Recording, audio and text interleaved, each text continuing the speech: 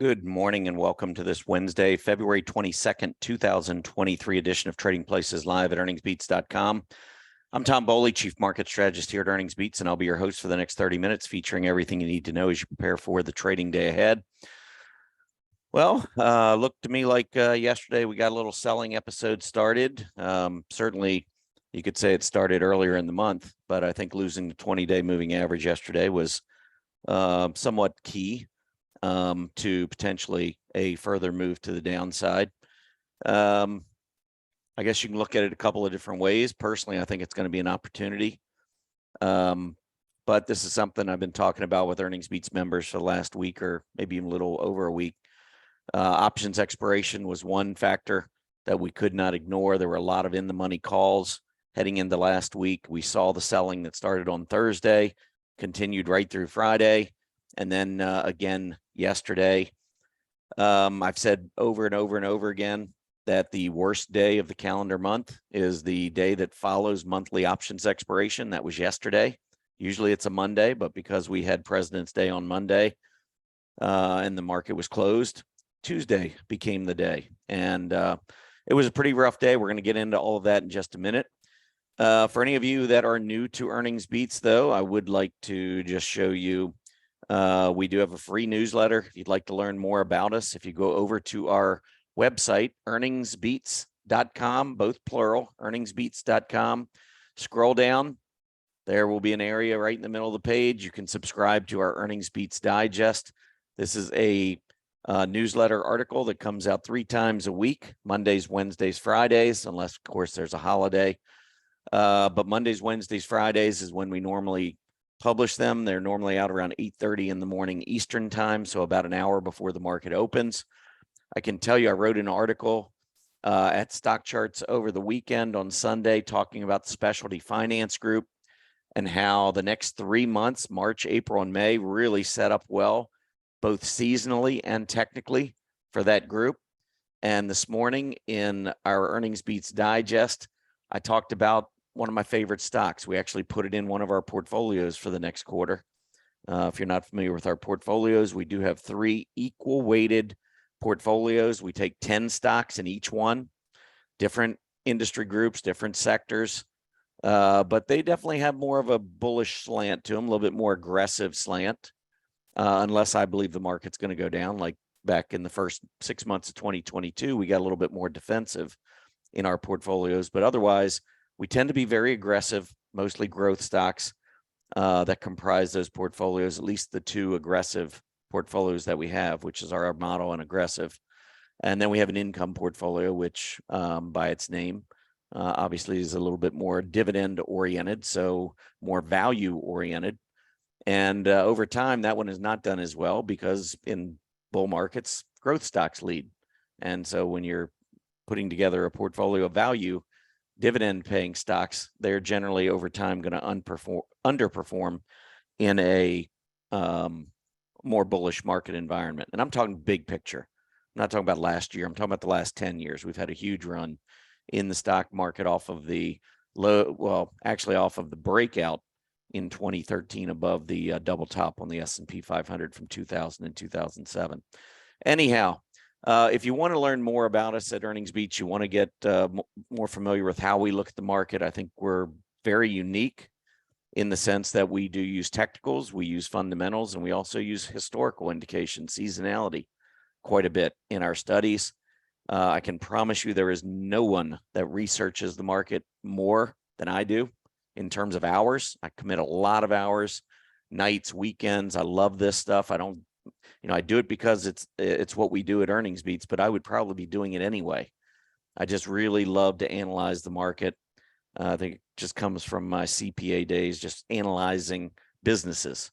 And to me, Wall Street is clearly a business. It's quite an interesting business for sure. But I do spend a lot of time researching, and I pass along a lot of that to our members and to our community. And so if you want to be part of our community and start to learn more about the market, instead of just being told by CNBC what they want to tell you, then you probably should think about signing up. Name, email address is all it takes. There's no credit card required. You can unsubscribe at any time. We'd love to have you. So make sure you check that out. Let's talk a little bit about what happened on Tuesday. So it was an ugly day. And honestly, I'm not surprised. First of all, the first day of the week, the calendar week, usually it's Monday, but again, when you have a holiday, it's Tuesday. First day of the calendar week is not good, generally, just most first days of the week. Who wants to be at work? I think it's a psychological thing. But I'm not just saying, that I think it's a bad day. I know it's a bad day.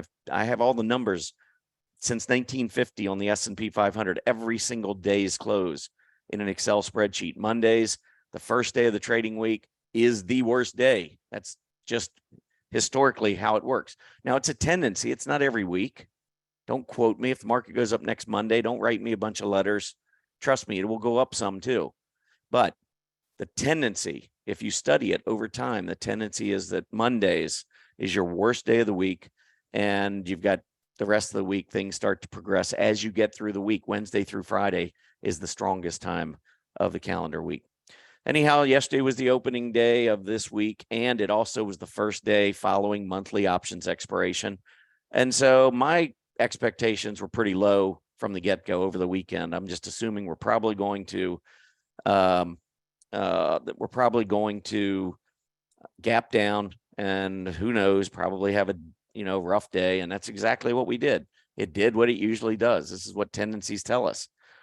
Dow Jones Industrial Average down 700 points, 697. S&P 500 down 81, 2%, back below 4,000, 39.97.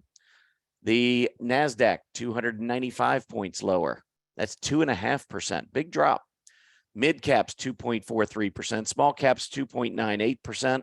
And all of this coincided with the 10-year Treasury yield breaking out above the 390 level that I've been saying to watch, because to me that was clear overhead yield resistance. And going back through it, we've got history as to what happened when we went through it last time, and I'll show you that in just a minute. But it's not good. Rates are going up. They're not. I mean, rates are still low, historically low, and that's what I think a lot of folks lose sight of. Stock market's still a great place to be when the 10-year Treasury yields at 4%. History will bear me out on that. But it is rising, and it's causing a lot of fear. It's stirring up a lot of trouble, and we already saw what it did last year, and now we're getting another dose of it. But it's not going to last. The rising rates are not going to last, in my opinion. Differ and disagree with me if you want. That's fine. But the rising rates are not going to last. The market has already begun pricing in lower interest rates. That's why we've had such a big run off the October low. That's why in January, the growth stocks completely just blew away income stocks. It was aggressive types of stocks over the more defensive types of stocks. And so I think the market is setting up for a much bigger move later this year. The market's not going to go up every day. And that's what I've been telling members. When I did the January Market Vision 2023 event, I actually forecast. I'll show you this chart in just a minute. I'll try to remember it. So I'll hold off and we'll get to that when we get there in a few minutes. Anyway, discretionary. Every sector was down yesterday, by the way, all 11 sectors. Defensive areas did better. So staples, that sort of thing, utilities, they did better. But every sector was lower yesterday. Discretionary was down 3.3%, technology 2.37%, industrials down 2.25%, communication services down 2.2%, financials down 2.06%. These 5 groups are our 5 aggressive sectors. They were the worst performers yesterday. And quite honestly, when yields are breaking out above key resistance, these are the 5 that I would expect to come down. Many of these are also groups that had all of that in the money call premium, the net in the money call premium going into the end of last week. These are the areas. It's opposite last week and even into the beginning of this week. I call it opposite George week. If you're a Seinfeld fan, you'll understand the reference. But one of the characters, George Costanza, couldn't do anything right with his life. Everything's always bad. He's always doing the wrong thing. He has a choice. He always picks the wrong one. And one day, Jerry Seinfeld said, hey, if everything you do in life is wrong, do the opposite. And so he kind of chuckled and then turned around and started doing the opposite. Everything in his life started turning around. which is a pretty funny episode, but especially if you're a Seinfeld fan, which I am. But anyhow, the market, when you get into option expiration week, I call it opposite George week, because whatever was working before, normally in option expiration week, it doesn't work all of a sudden. Why?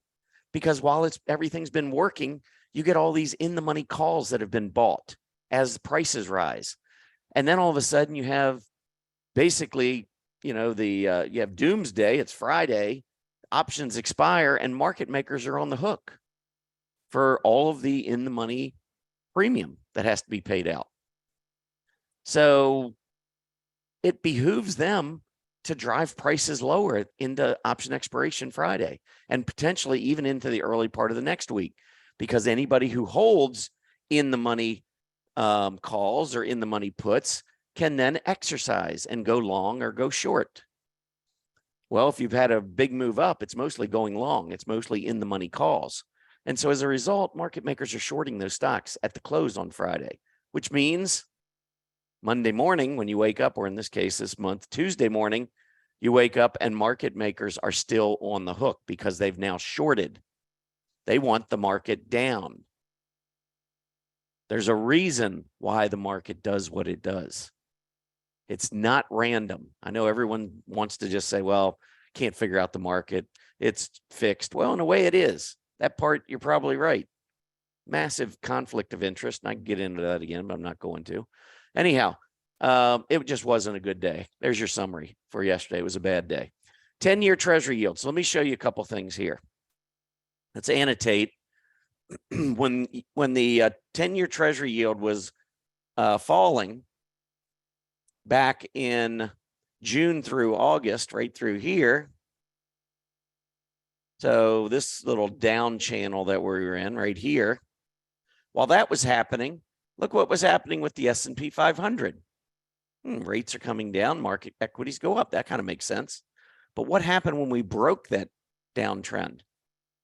When we started seeing the yield move up and eventually took out that prior high, right? But the first thing was they broke the downtrend. Went through the moving averages, broke the downtrend. Here's a double top up here at about 310, took that out.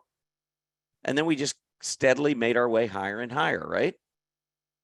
And as we did that, what did the market do? We went it down, actually put in a new low in October, slightly below the June low, a few percent. But we went down lower. Now look what's been happening since the October bottom. Well, it's like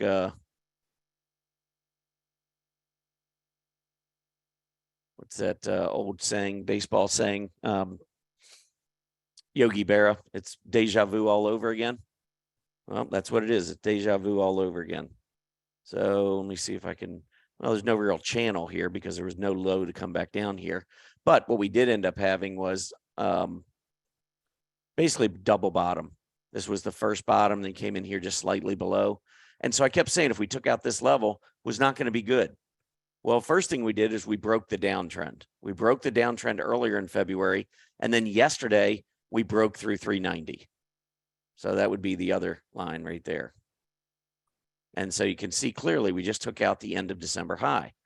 So what are we doing? As we're going up, look what the stock market's doing. The S&P 500, it's rolling over. Now, what I can tell you is that when you look at the S&P 500, and look at the AD line. So as we keep going down and down, down, down, down, all these lower highs, lower lows, AD line just keeps going up, up, up. And what I've been saying for months is fine, sell. If you want to sell, market will gladly take your shares. The market makers, the professionals, market makers are simply working on behalf of institutional clients. That's essentially what they do. They make their money by getting the best price possible for their institutional clients. How do they get the best price possible? They get the best price possible by everybody selling, panicking, and just giving away their shares. That's how market makers build inventories to then pass along to their institutional clients. So fine. I mean, short term, I can't help the market from going down from time to time. It's going to happen. Whether I think it's going up down the road or not is irrelevant. The market is going to have pullbacks. It's not going to go up every day. I never said it would go up every day. I said there is a bottom forming, called one in June, called another one. Actually, it was right at the end of September. We ended up going a little bit lower. Remember, we had that bad CPI report for September, came out on October 13th, gap down. And then since then, the market has been going up. I can tell you that of this move to the downside, even since the high from 3 days ago, close to 70% of the move to the downside. Let's look at the QQQ. Close to 70% of this move to the downside over the last 3 days has been at the opening gap. It's been gap downs. I mean, yeah, you still lose the same amount of money, whether you gap down or whether the price, unless whether you sell off during the day. It doesn't matter. At the end of the day, you're still losing the same amount of money. The problem, however, though, is that your big institutions, when you start thinking about distribution, they don't put market orders in at the open. You don't say, hey, I want to sell 1.5 million shares of Apple. Let me put a market order in at the open. Do you know what that would do? First of all, liquidity at the opening bell is not very strong to begin with.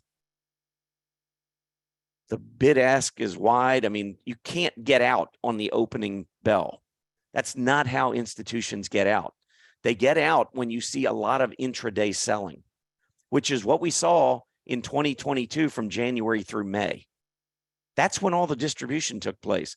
Everything else since then has been mostly whipsaw. Look where we were in May of last year. QQQ, May, we got down to a low of 280. Right now, we're at 294. So all the naysayers talking about the markets collapsing, this and that, well, actually, since the May low, we're $14 higher. If you go from the June low, when I first called the bottom, from down just below 270, we're up $24. We're up almost 10% still, even after selling off the last 3 days. My point here is this whole period of consolidation is an opportunity for Wall Street to accumulate. And that's exactly what they've been doing. And you can see it in the AD line. Ignore it if you want. That's fine. Everybody's got to make their own call. Like I said, I've been studying the market for many, many years. I pass along what I see. Do with it what you'd like. NASDAQ 100. Same thing, broke down below that 20-day moving average. Short term, it was a breakdown. We also lost key price support, short-term price support. When you break out, you take out this level right here. That becomes that was the prior price resistance. So when you break out on this volume, that becomes your support, right? Well, we didn't hold, so we lost support. How low do we go? I don't know. I told members maybe we could see 3,800. I don't know if we'll get down to 3,800, but I think it's possible.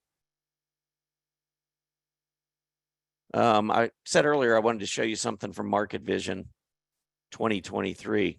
I want to show you the chart I did back on January and what I suggested the market was going to do, or what I thought it was going to do. And by the way, this pretty much played out in 2022, last year as well. We were just rolling over beginning of January, and I said we could go to 3,500, 3,800.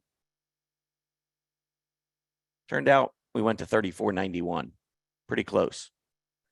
When we started this year, and I use technicals, I use fundamentals, and I use historical information in coming up with my forecasts. January, I thought would be very strong. So I had picked, hey, we're going to go up, which it was. And then February and March, I had the market coming back down before taking off in April. So far, it's kind of, we had the big January. Ever since we got into February, it's kind of struggled. We're starting to roll over. I wouldn't be surprised if we were to pull back as much as another 4 or 5%. I don't think it's going to last. There's a reason why Wall Street's accumulating. It's not because they're getting ready for the market to go down. I think we'll see a big rally later this year. And again, it's not going to be straight up, although there will be times it's going to be straight up, kind of like it was in January. But it's not going to be straight up. We're going to have pullbacks along the way.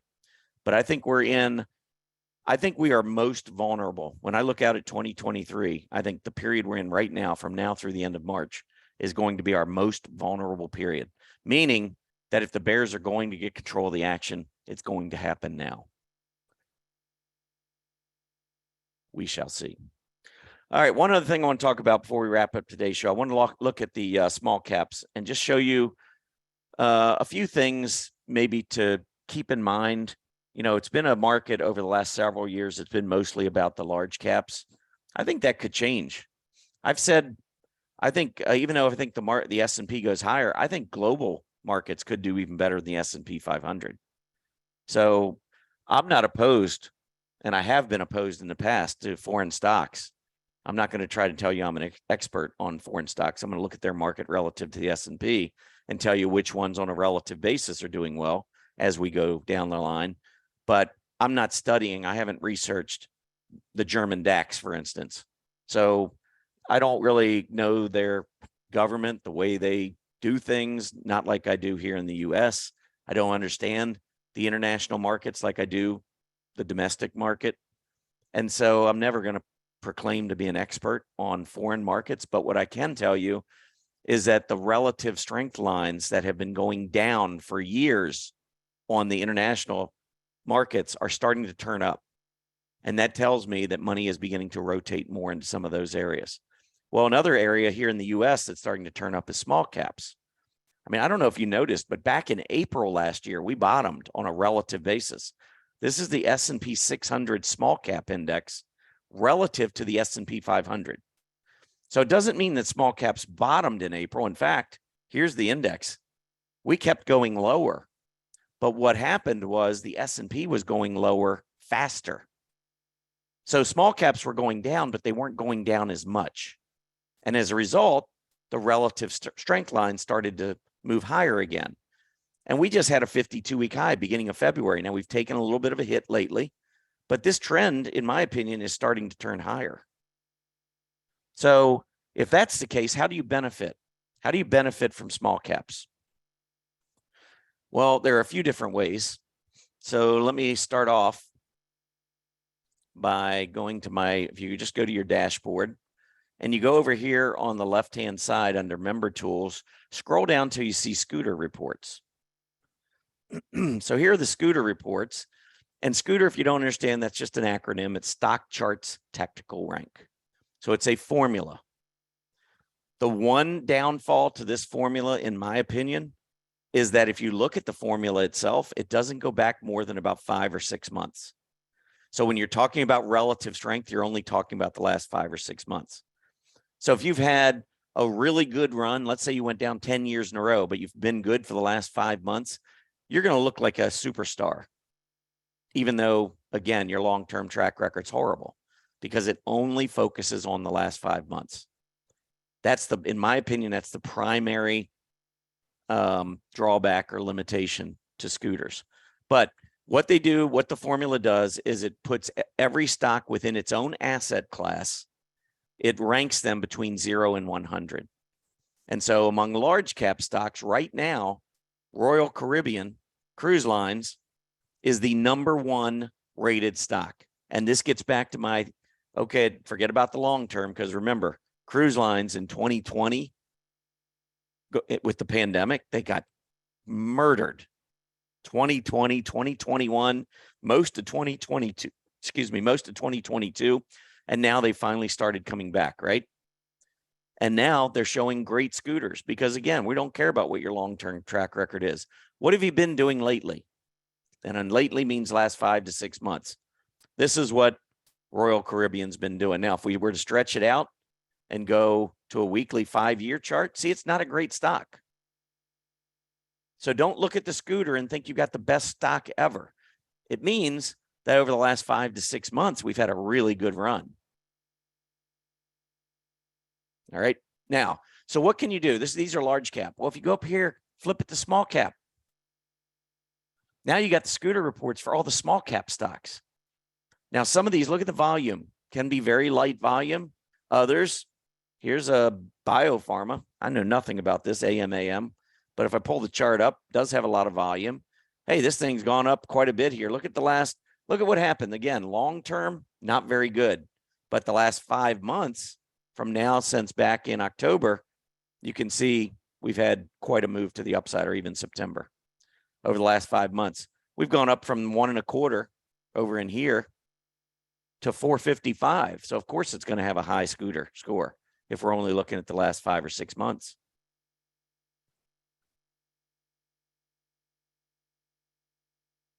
So anyway, if I pull that small cap up, that list up again, you can look at it. Now, another thing you can do is you can look at this and say, well, give me 1 week. It's still going to give you the scooter order. It's based on yesterday's close. So it's not going to change the order here. But what it will change is the change column. So if you've had a scooter that's made a big move in just the last week or so, you can click on this change column. And you can see some this one was 99.9 and it went down to 1.7 in the last week. It lost 98 scooter points. That's crazy. If we pull the chart up, I'm not even sure why. Probably because of this drop down. So that's another thing you have to be careful. The 5 months, when that 5-month period runs out, if you're looking back and there was a big gap that all of a sudden you're considering that you didn't consider before or vice versa, it can have a major impact on your scooter score. But if I flip this and go, okay, what's been moving to the upside? There's that AMAM. There's the one we just looked at. And you also might get a sense of, is there a group? Is there a sector or an industry that's really been making a move? Do you see any common, I don't, but there are some stocks that, I know that there are certain areas of the market that have really improved. For instance, travel and tourism has improved. And here's a small cap, Travel Centers of America, that has made a big move in its scooter score just recently. So if I click on that, well, it had probably got bought out. And I do kind of remember now that I'm thinking of the name. I don't remember who bought them out, but I do kind of remember seeing news that they were bought out. But this is the kind of thing that you're going to want to see, not a buyout, but something where maybe it's been an earnings report or something where the stock is really gapped up and could starting a nice uptrend, that sort of thing.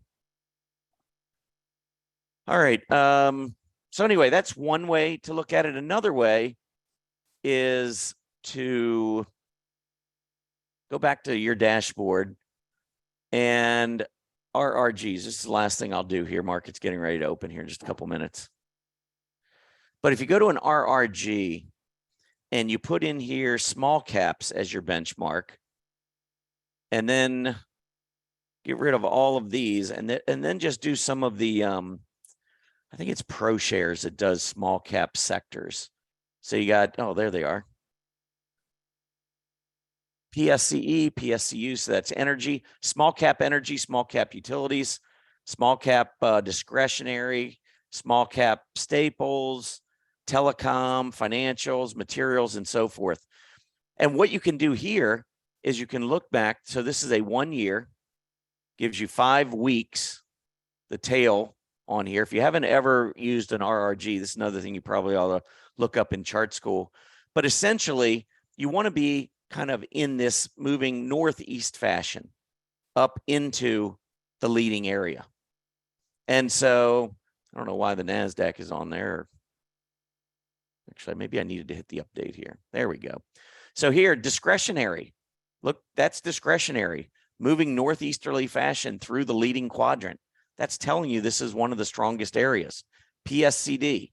So if I go over here and I pull up PSCD, you'll see this has been a really nice move. And now it's just beginning to pull back just a little bit here after making a huge run from 77 to 98.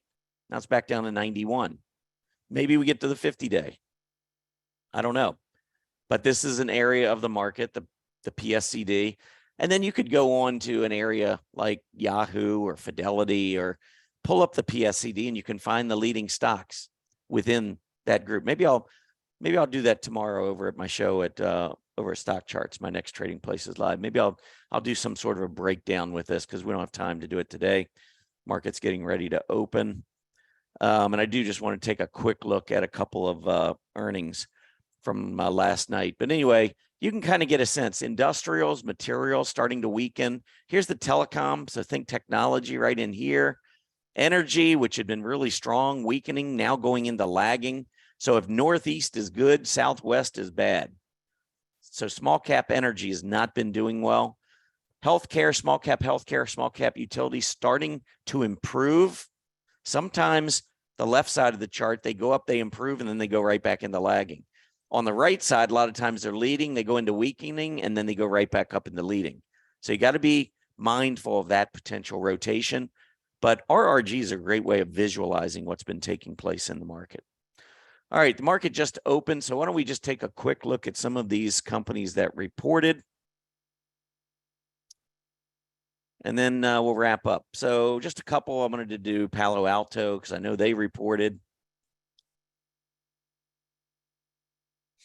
Big gap up on Palo Alto Networks, taking out highs from the last 5 months.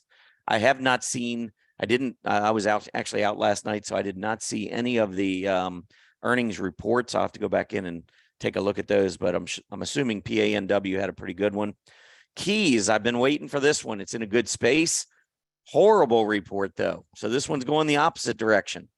And these two reports alone will help to describe why, if you're a trader and you're holding into earnings reports, I wish you the best of luck. I mean, here's Keysight down 12%, or are you going to be lucky and be in Palo Alto, which went up 10%? I mean, I can tell you, if I was looking at both stocks and I decided to pick one, I probably would have picked Palo Alto and probably would have been down. Or excuse me, Keys, and would have been down. How about Coinbase? Coinbase reported last night. Up a little bit. No big major gap, though. Should be some pretty good volume, though, before the end of the day. And then one of the favorites of Kathy Wood over at ARK Funds, EXAS, reported last night.